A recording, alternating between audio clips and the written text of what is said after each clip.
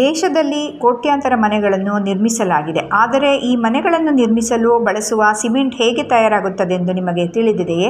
ಇದರ ಸತ್ಯ ತಿಳಿದರೆ ಒಂದು ಬಲವಾದ ಕಟ್ಟಡ, ಸೇತುವೆ ನಿರ್ಮಿಸಲು ಬಳಸುವ ಸಿಮೆಂಟ್ ತಯಾರಿಕೆಯಲ್ಲಿ ಎಷ್ಟೊಂದು ಪ್ರಕ್ರಿಯೆ ಇದೆ ಎಂಬುದು ನಿಮಗೆ ಅರ್ಥವಾಗುತ್ತದೆ. ಮೊದಲು ದೊಡ್ಡ ದೊಡ್ಡ ಬೆಟ್ಟಗಳನ್ನು ಸ್ಫೋಟಕಗಳಿಂದ ಒಡೆದು ಹಾಕಲಾಗುತ್ತದೆ. ಈ ಬೆಟ್ಟಗಳಿಂದಲೇ ಸಿಮೆಂಟ್ ತಯಾರಿಸಲು ಅತ್ಯಂತ ಅಗತ್ಯವಾದ ಸುಣ್ಣದ ಕಲ್ಲು, ಇಂಗ್ಲಿಷ್ನಲ್ಲಿ ಲೈಮ್ಸ್ಟೋನ್ ಎಂದು ಕರೆಯಲಾಗುತ್ತದೆ, ಇದು ದೊರೆಯುವುದು.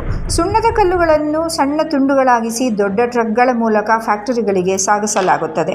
ಫ್ಯಾಕ್ಟರಿಯಲ್ಲಿ ಸುಣ್ಣದ ಕಲ್ಲಿನ ಜೊತೆ ಮಣ್ಣು ಮತ್ತು ಜಿಪ್ಸಮ್ ಅನ್ನು ಸೇರಿಸಲಾಗುತ್ತದೆ. ನಂತರ ಈ ಎಲ್ಲ ವಸ್ತುಗಳನ್ನು ಸುಮಾರು 1400 ಡಿಗ್ರಿ ಸೆಲ್ಸಿಯಸ್ ವರೆಗಿನ ಭಾರೀ ತಾಪಮಾನದಲ್ಲಿ ದೊಡ್ಡ ಬಟ್ಟಿಗಳಲ್ಲಿ ಬೇಯಿಸಲಾಗುತ್ತದೆ. ಈ ಬಹಳ ಉಷ್ಣಾಂಶದಲ್ಲಿ ಎಲ್ಲವೂ ಸೇರಿ ಒಂದು ವಿಶೇಷ ಪುಡಿ ರೂಪಕ್ಕೆ ಬರುತ್ತದೆ. ಅದನ್ನೇ ನಾವು ಸಿಮೆಂಟ್ ಎಂದು ಕರೆಯುತ್ತೇವೆ. ಕೊನೆಯಲ್ಲಿ ಈ ಸಿಮೆಂಟ್ಗಳನ್ನು ದೊಡ್ಡ ಯಂತ್ರಗಳ ಮೂಲಕ ಚೀಲಗಳಲ್ಲಿ ಅಳತೆ ಮಾಡಿ ತುಂಬಿಸಲಾಗುತ್ತದೆ. ನಂತರ ಮಾರಾಟಕ್ಕೆ ದೇಶಾದ್ಯಂತ ಸಾಗಿಸಲಾಗುತ್ತದೆ.